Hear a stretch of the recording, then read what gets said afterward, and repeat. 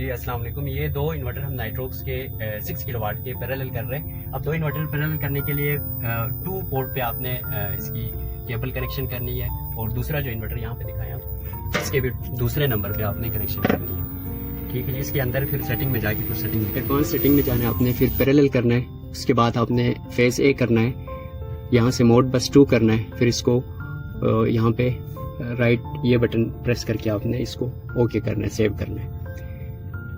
अब इसका जो इनपुट फेज है वो भी सेम होना चाहिए, दोनों इन्वर्टर का इनपुट फेज भी सेम होना चाहिए और लोड जो है वो भी कॉमन होना चाहिए। तो पैरेलल हो जाए आपको नजर आ गई है 1 आ रहा है, ये मास्टर बन गया है और ये स्लेव बन गया। आपने एक में मास्टर करना है, एक में स्लेव करना है। अब यहाँ पे देखिए, यहाँ पे सेटिंग में जाए आप, स्लेव किया हुआ है, 2 को आपने स्लेव किया है और 1 को आपने यहाँ पे मास्टर करना है जी। अभी ये पैरेलल हो गया। अब पैरेलल होने का फायदा ये है कि ये देखें लोड ये मास्टर इन्वर्टर है उस पे और इन्वर्टर, इन दोनों पे लोड ऑलमोस्ट इक्वल है, ये शेयर कर रहे हैं आपस में, तो बर्डन किसी एक पे नहीं आएगा और सोलर जो है वो अपनी फुल कैपेसिटी पे काम करेगा और फुल एफिशिएंसी मिलेगी। इन केस अगर आपने नेट मीटरिंग नहीं की हुई है, अगर नेट मीटरिंग की हुई है तो उसका तो इशू नहीं है, उस वक्त तो फुल कैपेसिटी पे आपका सोलर काम कर रहा होगा। लेकिन नेट मीटरिंग नहीं है तो जब लोड मैक्सिमम लोड चल रहे होंगे तो मैक्सिमम आपको एफिशिएंसी मिलेगी। ये पैरेलल हो गया। पैरेलल होने का फ़ायदा ये है कि ये आप देखें, ये मास्टर इन्वर्टर है, इस पे 4.5 किलोवाट आ रहा है, इस पे भी 4.6 किलोवाट।